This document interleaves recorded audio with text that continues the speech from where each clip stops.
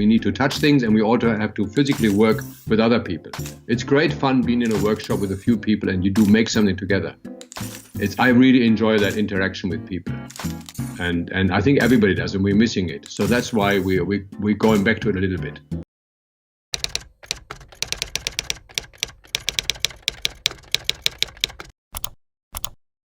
Hi there everybody, here is Mario. Welcome to another episode of Design Interview 10 Questions, where we interview designers and design experts from all around the world. Today's guest is Erik Spiekermann, the great type designer. Thank you, Erik, to be here. It's a pleasure. Likewise. So if you don't mind, I would start with the initial question, which is, what made you become a designer? Oh, shit. I hate that question because I don't really know the answer. I'm not trained properly. I never studied graphic design. So I started, I suppose, because I started working with little printing presses when I was a kid, when I was like 12 years old. And I think it's probably because we lived, when I was a kid, when I was even younger, 5 or 6, we lived right next door to a printer. And I used to go and play there with the machines. I mean, sometimes, these things, you're not quite sure whether they really happened that way or whether I'm now sort of given a reason why I got into type and typography when I was already very, very small. But I do remember playing at the printing place and watching the people do their work on a linotype. And, this is I'm talking about the early 50s here, when there was still metal setting. And then when we moved, when I was 9 years old, we moved to another town in Germany, and again we lived next door to a printing place. So there's something going on there. And I was at school, and because I could draw and I had obviously some idea about design. I didn't know what design was, but I was good at it without knowing what it was. I drew sketches and stuff. They made me be the designer for the school magazine. The school magazine in the mid-50s or late 50s was set in letterpress. So you didn't design, you didn't paste up. You had stories, and you went to the printers and gave him the manuscript, and they typed the type, and then you would somehow, and I don't know, I don't even remember, you would somehow tell the typesetter and the printer what to do. And I would stand there by the printing press and watch the people do their work. And then a couple of years later, my father got me a little printing press, a little tabletop, because I was obviously into it. And I think that's it. And then ever since I've been printing, and my printing press burned down in 1977. I had a lot of presses by that time, because in the 70s, everybody threw letterpress away, and I had shit lot of stuff because it was free. And it burned down. And then I guess if you are a printer without equipment, you're a designer, because you make other people do the stuff. So I learned to sketch and work with photo setting, and then started working for Berthold, who are type founders here. And ever since, I've been working with type. So no design training. I am an art historian by university training. That's my degree. Yeah. And what is design for you? Because especially, I think it's something like somehow physical also for you. Well, now it is. I mean, for 30 or 40 years, I worked as a graphic designer, information designer. Then that became digital in the mid 80s. For me, it's making information understandable. I like doing information. I've never liked doing I've never really done packaging. I haven't done advertising. I like complicated stuff. I like dictionaries, complicated books. I've done, as you may know, signage for airports and for big transportation systems, like here in Berlin, for example. So I like the complicated stuff that make people find their way, whether they find their way in a magazine or they find their way in a book or they find their way in the city. That's what I like. I like that stuff that, by definition, nobody knows who did it. You can't go into an underground station here. There's not my name on the door. In a book, my name is at the back. But that stuff is apocryphal, as we call it. And I like that best. I like design where the designer isn't known. So, like, as a designer, you try to create, like, clearness. Yes. The things that we need to use we need to use information, whether it's traffic systems or forms or applications or newspapers. We need to use those to work in the world, and they can be useful, but they can also be beautiful. Mostly those things are ugly. They're designed by engineers or by bureaucrats, and the bureaucrats even think if they're ugly, they work well, because if they're beautiful, they don't work. That's often the prejudice. If it's too beautiful, it won't work. It falls apart. But as you know, I mean, I collect bicycles. As you know, if you have Italian racing bikes, they're beautiful and they work well. And they work well because they're beautiful, and they're beautiful because they work well. And I apply the same philosophy to graphic design. If it's beautiful, it makes people use it more easily. If it's not too beautiful, it has to be that right thing, useful and beautiful at the same time. And these ideas also works when you design a typeface, for example. Yeah, of course, because I've never designed well, actually it's not true. I've designed one typeface because I wanted to. All the others have been answers to a project or a problem. And when you approach a new project, of course, there is a process from the starting point. And yeah, better. That's my reading glasses. These are my normal ones. But when you approach a new project, there is always a process. And is there a specific part of the process that you really like? For example, I don't know, the final print.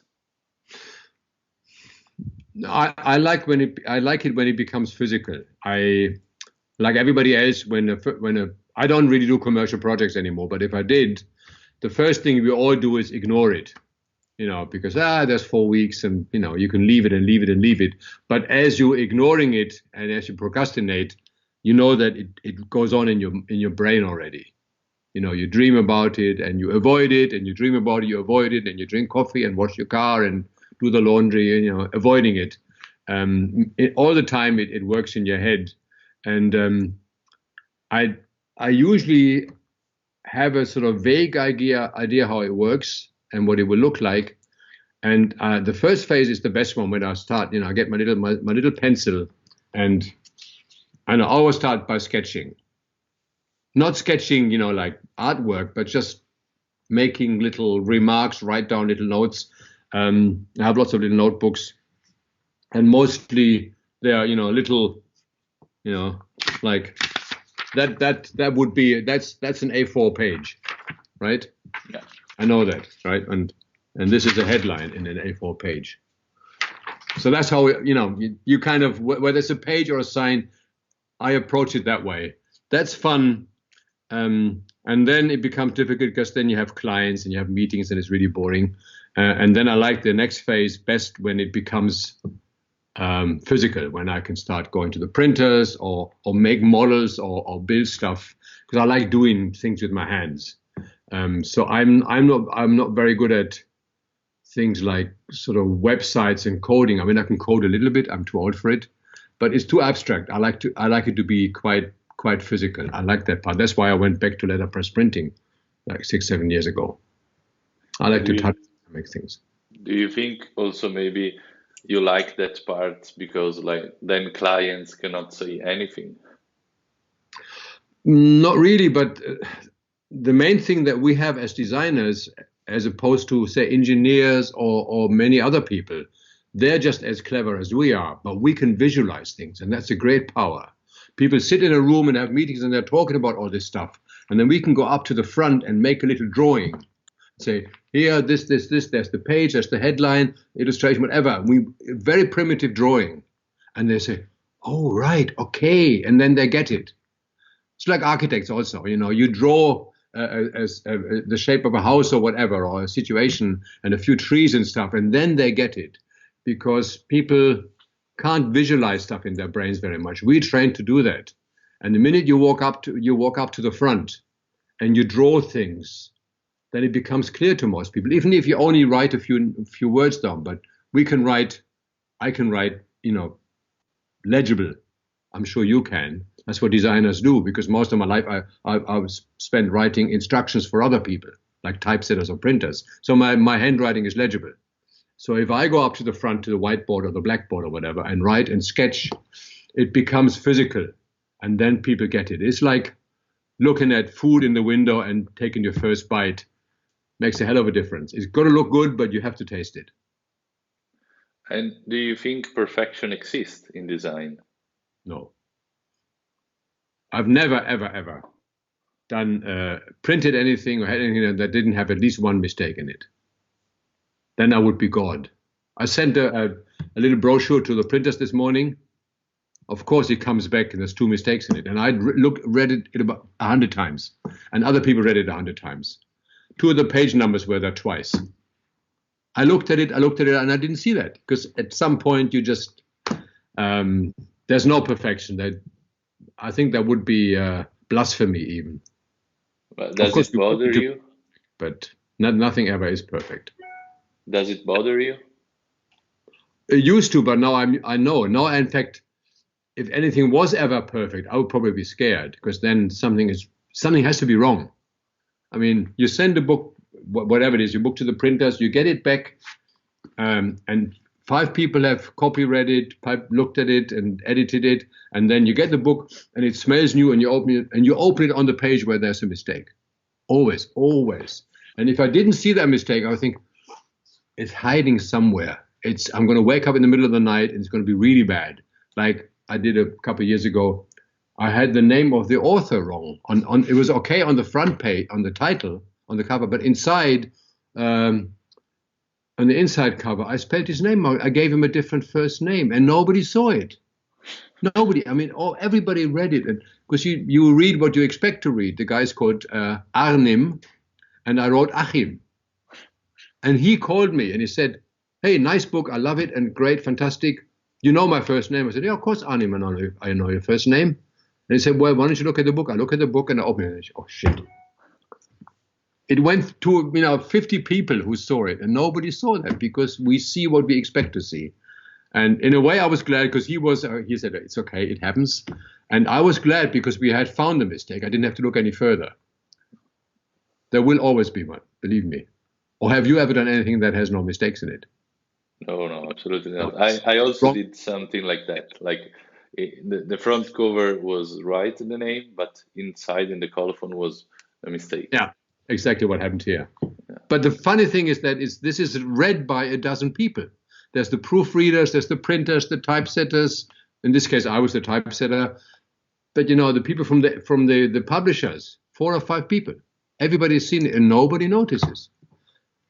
So I think there is some divine law. There has to be at least one major mistake, or else we are being like God. And I mean, you said in a pre-digital era around the 50s, and yep. Today everything is almost digital. But I also read an article from you where you mentioned that people today are somehow going back to the manuality of things, and because also they need it. Yeah. So do you think contemporary design now is somehow going back to traditions? Maybe not design. I mean, there will be more digital than ever after this catastrophe. Like the 2 of us are now. It would be much nicer if I said, we were in Milan or somewhere, sat in a cafe now, or you were here. It's sunny outside. We'd have an espresso, or this time of night maybe we already have a drink, probably a little, apero spritz or something. Probably this time of night in Milan, or no, at 5 o'clock. So we're getting used to this digital communication, which is kind of scary. And the more digital we become, the more obviously we want to have something else. I mean, that's why people are baking their own bread, and people making their own food, and they're riding bicycles, and they're building stuff. It's not going to be a big change, but I think it's a sideline that everybody has to have something that you can actually touch, whether it's cooking or mending bicycles or whatever it is, or making your own furniture, making your own books, going back to letterpress, which is not commercially something that you could make a living, but it's something I think we need as people. We need to touch things, and we also have to physically work with other people. It's great fun being in a workshop with a few people and you do make something together. I really enjoy that interaction with people. And I think everybody does, and we're missing it. So that's why we're going back to it a little bit. And what do you think instead regarding like the contemporary scene in design in general? What do you see like online and so on? Well, actually, I see the same thing online happen, that people have started working together. When I remember in the 70s or even 80s, maybe even 90s, design studios, I worked at quite a few studios when I lived in London and here, and there was everybody outside your studio was competition. Oh my God, don't tell them our tricks. And I remember coming back I used to work at Pentagram in London in the 80s and at Wolf Ordens and places. And so I still have friends there. And when I came back to Berlin, when I started MetaDesign, and I would call my friends at Pentagram at Wolf Ordens, my colleagues in Berlin would say, oh my God, they're competition, don't tell them anything. I said, they do the same we do. We have no secrets. It's all the same shit. It's not rocket science. But for years, it was like, my job, your job. I'm not going to tell you who I work for, and it's all secret. And that seems to have maybe your generation or the generation that's grown up. I mean, you're a digital native, right? You've grown up in nothing else. I mean, I bought my first Mac in 85, but I was already 40 years old. So I got into it earlier than most people my age, but I still have another past. But your generation has never seen anything different. And I find that colleagues your age, people in their 20s, 30s, are now much more relaxed about this. They're happy to share things. They're sharing code, whether it's on GitHub or wherever. They look at secrets and they say, well, this is how it's done. And they all have their own little projects. But when it comes to working together or sharing secrets or sharing news and sharing tools, it's become much more open. And not everybody, but generally I find that people like working together because we all started realizing all of us have the same problems. We never get enough money from the clients. We never have enough time. We can never really do what we like to do. And we're always a little, we could always do more. And the clients or the world won't let us. And that, I think we have way more in common than we do not have in common. And that I'm very happy to report about the younger generation. They really see the community rather than the competition. I like that a lot. You really like machines to print with and so on. And regarding the impact of internet on design and also, for example, technologies, what do you think about it? Well, for me, it changed my life, obviously. So there's two things. Obviously, there are new tools that you had to learn. Like I said, I'm a pretty sort of bad HTML and CSS coder. I can code, but it would probably take me 2 days, or would take you 2 hours. The same goes with designing typefaces digitally. I can do it, but I take 2 days to design one letter. Some of my friends would do that in half an hour. Well, maybe not, but you know what I'm saying. I'm not that practiced in it. I'm better at other things. So the tools obviously have changed. The tools are fantastic. The typography I can do in InDesign is way better than anybody could have ever done in metal type. So I'm very happy about those tools. But at the same time, like I said, we still have the need to touch something, to make something physical. So on the one hand, we use digital tools to make digital products. If you design an app or a website, it never becomes physical. Well, a little bit. I mean, you do end up, this is physical in a way, but not really. It's still like out there somewhere, and nobody quite understands why it happens here. The consumers, the users don't. You and I might. But at the same time, some things we make are still physical. Even if it's something like signage or books or packaging, it's physical still. So therefore we use the digital tools to make something physical, and it's become much easier to make physical things using digital. In my print workshop, we have a laser, and we do make plates from data. So I set my books on the Macintosh, and then I send it to a plate maker that makes me a physical plate that I can put into my printing press from 1954, and print it physically in letterpress. So it's a mix of, I call it post-digital. It's digital because the typography is the best, and I don't want to start setting a book in linotype or monotype. It's ridiculous. It's possible, but it's stupid. It is like, sitting on a horse and riding to work. I'm not going to do that. That's for the spare time. So I like the mix. I like to use everything that's possibly digital, but ultimately, we can't eat digital food and we can't move digitally. The physical world is still one that we need to create, and we can improve and make things in the physical world. Yeah, but I mean, I agree. And I also think, for example, in my experience, as soon as I did a workshop of typesetting, it totally changed my perception of seeing typography, like blank spaces, how to change the kerning and so on. So I think it's somehow really necessary for. Well, you know why that is. I mean, we're human. We are three-dimensional. And in English, you say you come to grips with something. In German, we have the word begreifen, which means once you've grabbed something, you've held something. Children learn by touching. That's why children have to do everything in the mouth. They have to touch everything. Because, like I'm holding this thing up. This is, on the screen is only a circle. But it's actually a little box. You know that. Even though you can't see a box, you can only see a circle. But our brain knows it's a box. It's three-dimensional. The screen is not three-dimensional. You do a 3D design on the screen, it's rubbish. It's flat, obviously. But our experience has told us that the wall behind us, the power poster there, is in the distance. Why would I know that? Because I live in a three-dimensional world. I wouldn't know that from the picture here. It's only my experience tells me. If I made a photograph of you now, that picture could be there, but I know it's behind you. Only because of experience. So we live in a three-dimensional world. We experience a three-dimensional world, and we want to experience things. And as you said, if people look at a printing press and they see a page set up there, they suddenly realize, shit, that white stuff in between is not white. It's metal. It's material. And you forget if you only ever worked on a screen. So people like you who come to do workshop with us, which we do a lot, they like touching the stuff because you build stuff. And there aren't so many elements. You don't have 16 million colors. You only have one color. And there's maybe only one size. And there's only one typeface. And if that size doesn't work, you go to that size.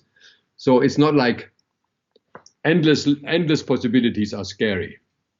And in the physical work, it's much more difficult. And in the end, it's actually easier because you have fewer choices. That's what people find when they come to the workshop.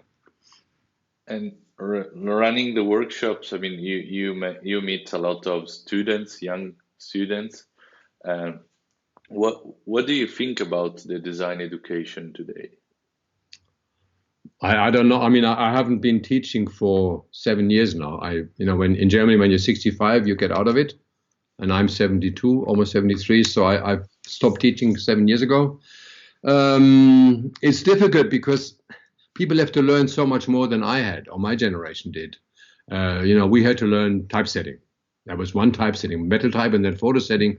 Now you have to learn coding, programming. You have to learn Photoshop. You have to learn all these tools, apart from thinking as a designer, which is the same it was 50 years ago. Conceptual thinking, drawing hasn't changed. But then you have to work in all this media, but you also have to work in the real world. If you're doing books or posters or packaging, whatever. So a designer today has to learn a lot more than designers 50 years ago, just physically. Because also we had, when I was in my 20s, we had typesetters, we had reproduction people, we had printers, we had bookbinders. They would know what to do. I would go there with a crummy old little drawing, maybe, and go bye-bye and come back 3 days later, and they made it into beautiful something. Because they knew what to do. They would separate the images and they would retouch stuff, and the typesetters would do things and make them fit. I basically just had an idea. And now I have to not only have the idea, I also have to physically produce everything because there's no more typesetters left.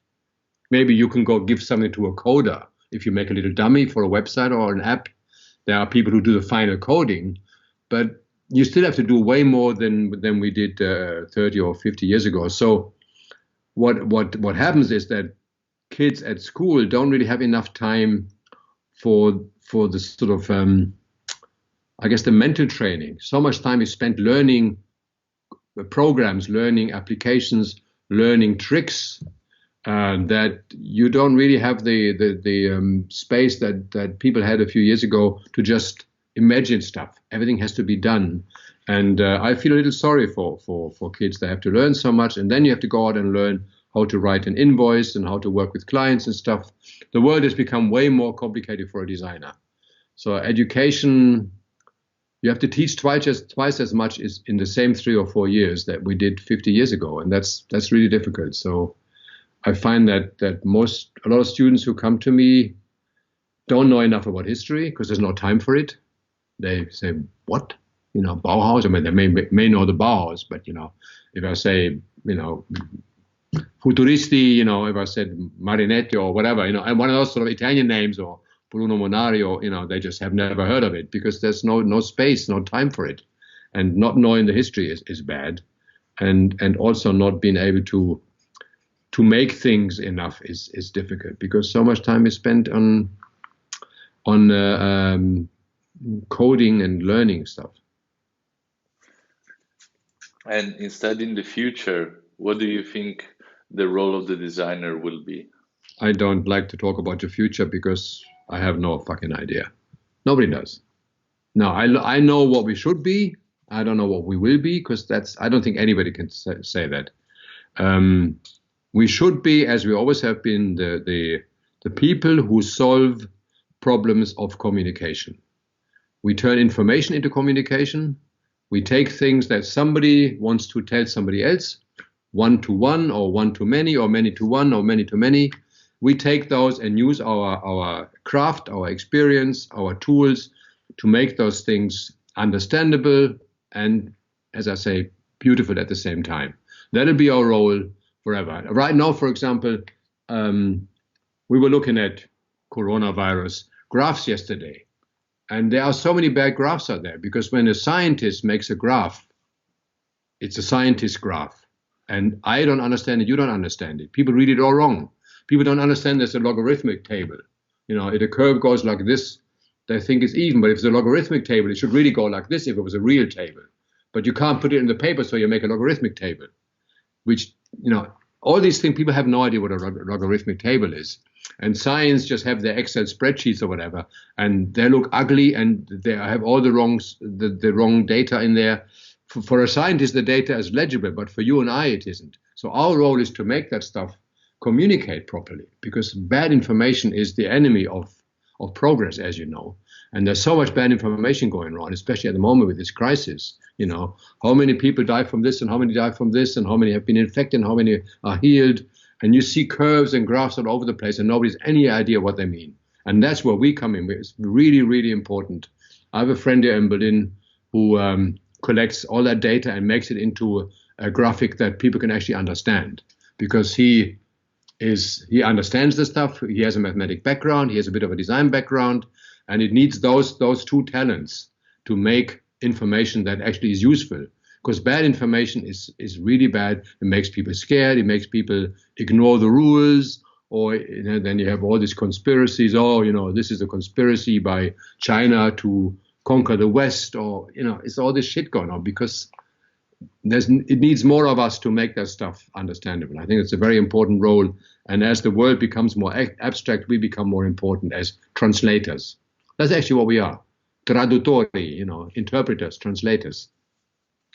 And I mean, the last question, you already mentioned something, is about what do you think the design world can do now for this moment in this global pandemic? I mean, of course, not medically, for sure, but maybe we can help. Well, part of it is, there's a lot of funny stuff out there. We have also, I think our role is to entertain people. We're printing postcards right now. Today we're printing one. Alles wird gut, tutto starà bene, that sort of, it would be in Italian. Little postcards that we started sending postcards around. I don't have any here because we need some good news. And in the middle of all this online and Skype and Zoom and Google Hangout, people love getting a little postcard. It's only saying on the whatever it says on the front, things will be happy. Hello, nice weather, whatever it says, it doesn't really matter. You get a postcard in the mail with a little stamp and somebody's written on it, how are you? I'm thinking about you. That's what we should be doing. Encouraging people, making it nicer, helping businesses that are like restaurants, and that maybe we can help with the interface so they can sell stuff. But the main thing is to try and communicate. The numbers are scary, and if people don't understand the numbers, they're even scarier. All you hear is death.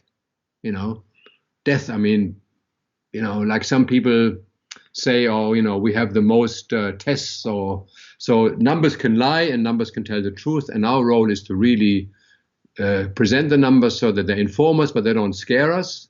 They should scare us enough to be careful, but not scare us to, just not do anything. And there's nobody who can do that better than designers. But also, print posters, print postcards, and, make stuff that makes people laugh. We were watching some videos this morning. I had never seen it before. A funny Berlin group that makes sort of like German rap, really funny movies, have nothing to do with the crisis. It's just people suddenly feel encouraged to make fun again. You can't go out and make fun with friends, or at least you can watch funny movies on YouTube and stuff. I think that's at the moment we also have to have a role as sort of visual entertainers, because we can do it well. Well, thank you very much, Erik. It was nice to talk to you. Thank you for taking parts of this project. That's going to be my next poster. In different colors, of course. A fact is German, in English would be with a C, and then the E would overprint. So the T becomes an E, so fake becomes fact, or fact becomes fake. I'm going to go in the office tomorrow and print that.